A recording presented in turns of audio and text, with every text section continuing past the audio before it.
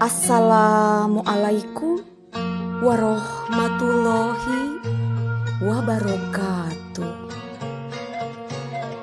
Sampurasun.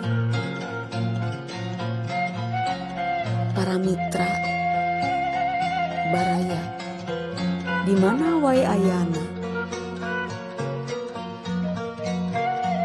danget ieu simkuring sejak medar hiji carita salaresna simkuring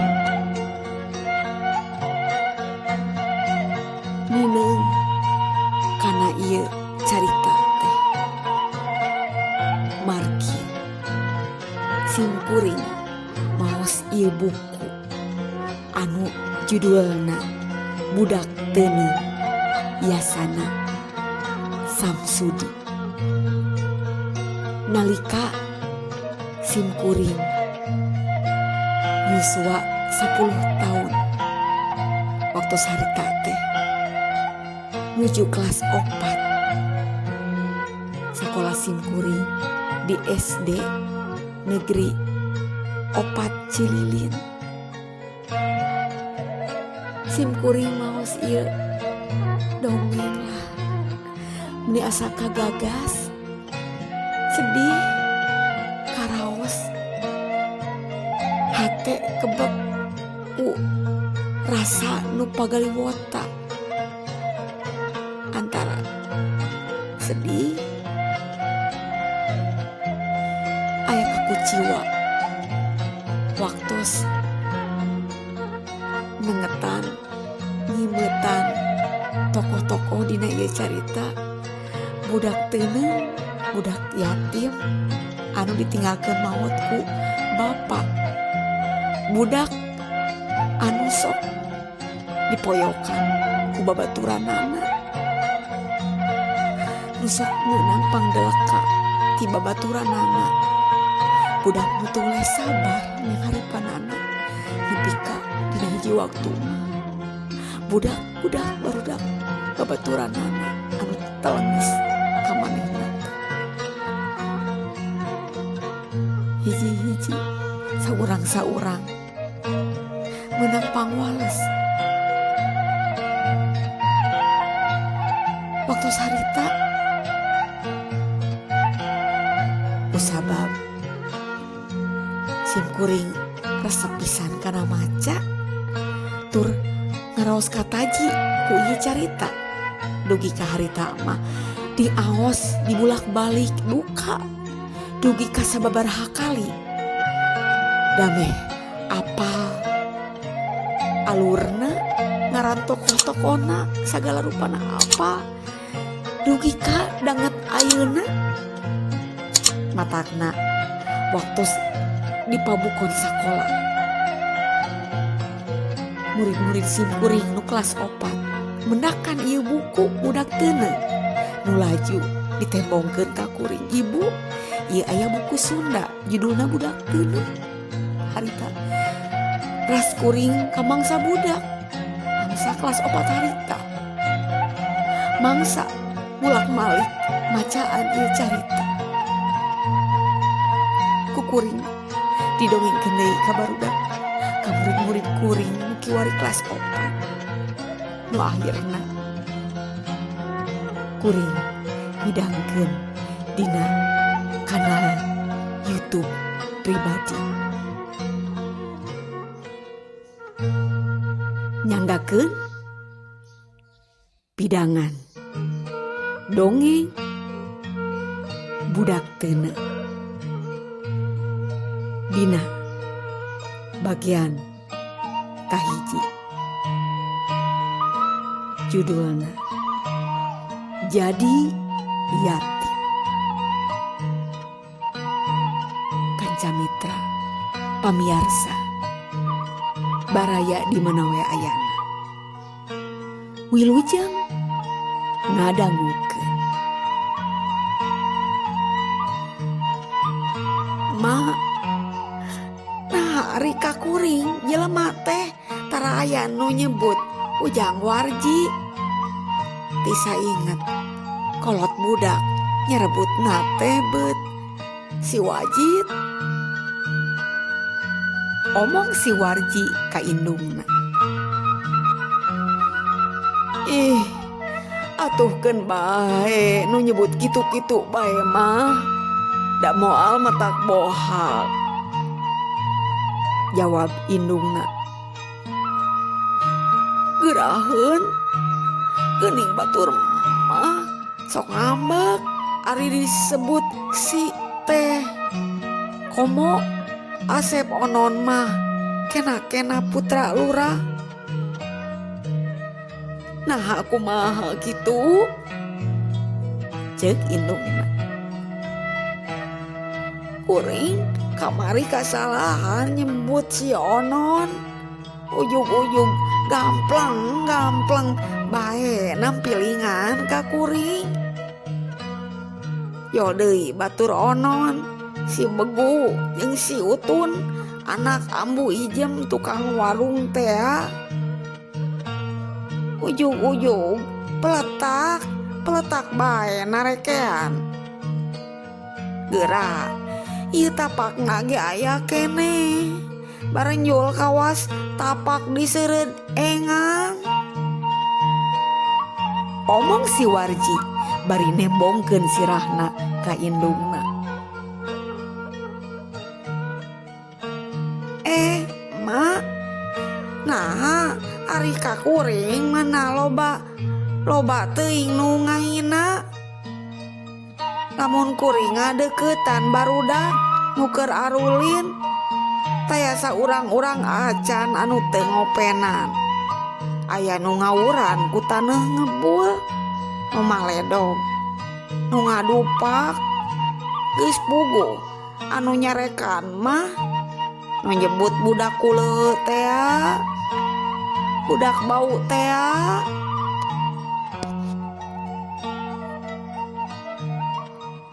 Ngadenge anakna ngomong gitu, ambu Warji ngahulang bae, telemek teu nyarek. Kawas aya nu dipikiran atawa neangan piomongan. Si Warji pok nanya deui ka indungna, "Mak, nah hari kuring teu meunang gelut. Geuning barudak sejen mah ari aya kakeul ka baturna teh sok ger bae garelut. Nepi ka aya salah saurang anu eleh.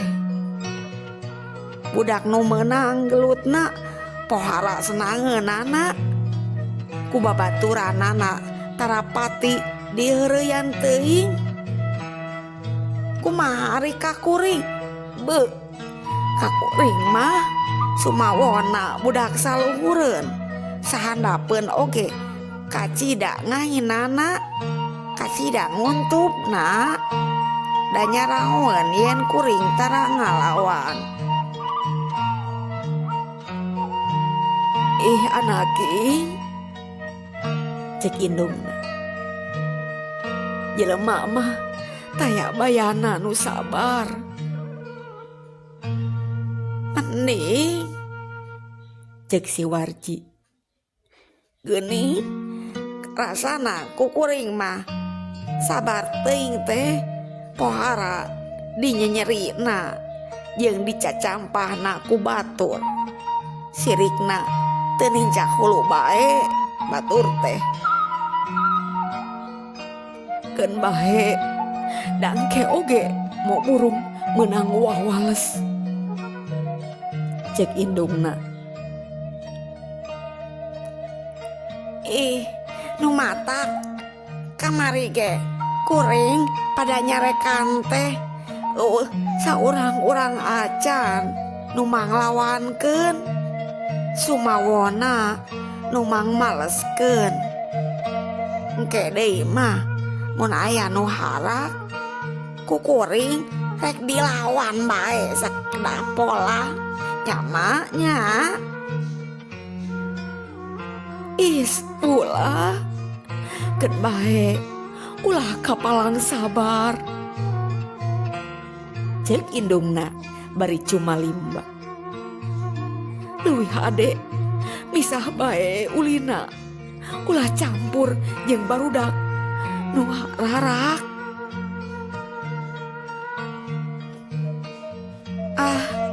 Nya keta anggur sih rek misah bae ulina moal ngadeuketan batur. Cek si Warji bari tuluy kaluar ti imahna sarta mawa gegerelengan kaleng beunang nyieun manehna pribadi.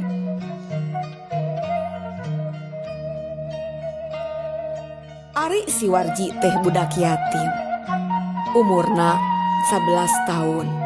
Ditinggalkeunana maot ku bapana keur leutik keneh kira-kira umur 2 tahun. Bisa maotna Bapa Warji, Ambu Warji kadua anakna.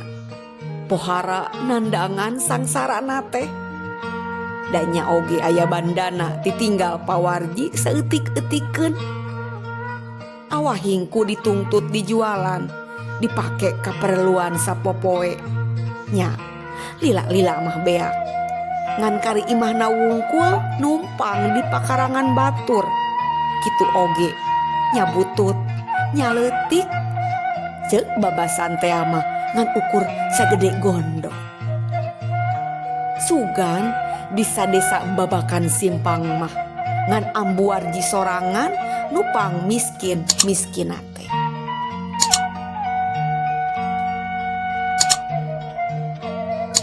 Sanggeus Ambu Warji teu bogaeun deui barang jual-jualeun. Manehna kapaksa usaha sorangan, buburuh tandur, ngarambet, derep atawa buburuh nutu jeung kula-kuli nu enteng ngarah buruhna saduit sapeser. Ayeuna Ambu Warji geus sababaraha poe teu balang siar sabab katara janggering, panyakitna batuk jeung eungap.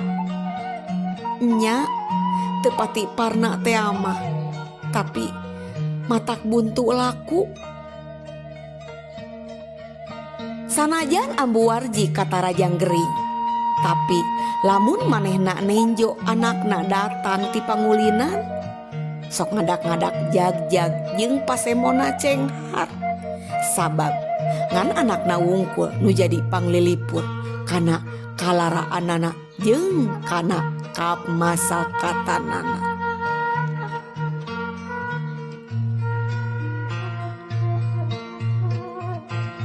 Waktu manehna ngadenge caritaan anakna yen pada nganyenyeri ku babaturanana tea, pasemona ngadak-ngadak alung nalangsa taya bandingna.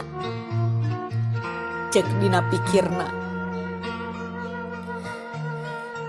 kutan kieu rasana ari nu malarat geus puguh kolot-kolotna ka aing taya nu malire, ka anak aing tara aya nu mirosea, dalah barudakna oge sakitu nganyenyerina. Dedeh teuing anak aing cacakan mun bapana aya keneh di kieuna, jeung lamun aing aya kaboga anak aing teh meureun moal dihina-hina teuing ku barudak sasamana. Ari ayeuna pantes pisan rek pada ngahina oge, da sakitu sareatna. Papakeanana kuleuh jeung tatambalan, calana mah komo geus rawing teu meunang di kaputan. Tapi kajen teuing ari ku dihina tina hal papakean jeung tina kamalaratan mah, da puguh geus sakieu buktina, sakieu sifatna. Geuning cek ieu ge kamalaratan mah moal beunang disumput-sumput teu cara kabeungharan. Ngan eta bae atuh anak aing ulah pada neung teuinganeun, ulah kena-kena ka budak yatim jeung malarat. Tapi nya adalah dikumaha Da geus kieu milik diri aing, kudu nyorang sedih prihatin. Mau bisa sumingkir deui. Ngan mugi-mugi bae anak aing sing meunang rahmat pangeran. Bisa hirup parok jeung batur, kilang bara bisa jadi jalma utama mah pimanaeun atuh. Ulah nyorang-nyorang sangsara pakokolot kawas aing.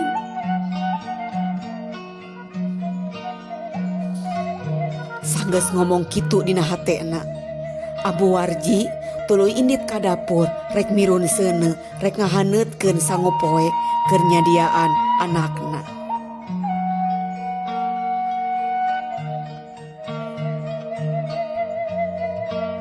Pas sore waktu Ambu Warji keur ngakeeh, jol anakna datang ti pangulinan.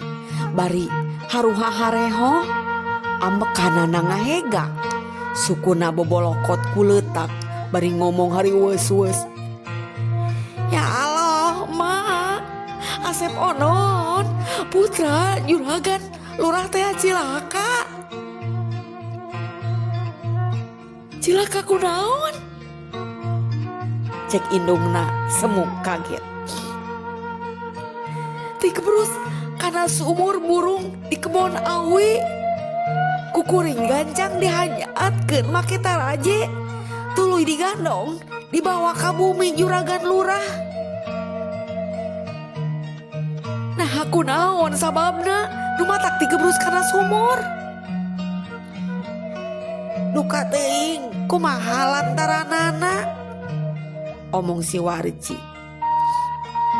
Da, waktu kuring rek ngalaregang awi keur bebedilan, kuring ngadenge nu hargungan. Panyana kuring nu nyingsieunan. Tapi barang disidikeun mana horeng Asep Onon ngaringkuk dina lombang urut sumur nu deukeut dapuran awi. Kawas nama manehna teh tadi susulumputan jeung baturna rek nyumput kana dapuran awi tuluy ti gebrus.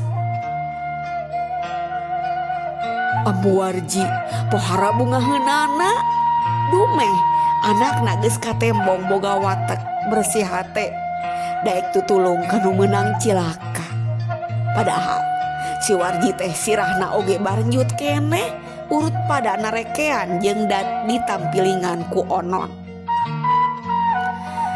Tah piluangeun ari ulin kudu hati-hati, ulah kena resep. Mun nalawora deket pisan cilakana, omong Ambu Warji. Lah kulapar beteung teh, cek si Warji. Geus diakeul eta sangu teh, Ma. Puguh bae. Tembal indungna. Pek geura mandi heula ka ditu sing bersih ambe ponyo. Waktu si Warji balik ti cai tas mandi, nyampak tua kampung keur cacarita jeung indungna. Manehna kageteun pisan. Kawantu saumurna oge ka imahna tara aya nu lumanto. Cek dina pikirna, nah aya naon eta tua kampung teh beuci sinarieun luntalan to ka imah aing. Ieu anak mok teh, cek tua kampung bari nunjuk ka si Warji. Sumuhun, jawab Ambu Warji. Ya lu, dewek teh dipiwarang ku juragan lurah. Mikeun ieu baju jeung calana lungsuran Asep Onon. Lumayan bae euy. Omong tua kampung. Sajongjongan mah si Warji teu ngajawab. Neuteub bae ka indungna. Kawas-kawas minta dipangjawabkeun. Nah, sisinarieun teuing juragan lurah teh make maparin papakean lungsuran, cek Ambu Warji ka tua kampung.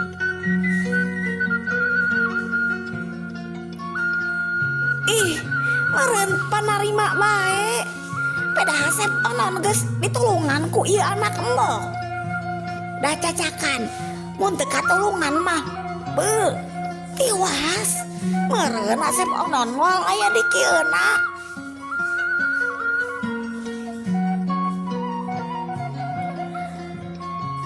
Mang, kuring mah nulungan sote sanes pisan aya pangarah. Pantun disumpahna teu ngarep-ngarep kana pamulang tarima. Cek si Warji. Edas, lucu euy. Budak-budak geus boga pikiran nu sakitu hadena. Omong tua kampung. Syukur jalo. Bener pisan eta pikiran maneh teh. Tapi sakur jalma nu menang pitulung ti saha bae eta perlu mulang tarima atawa nganuhunkeun.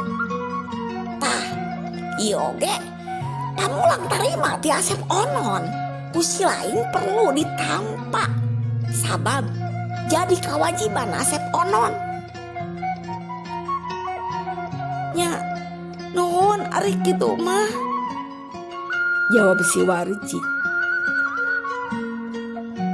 Batu gerana watang dewek rek balik geus murid.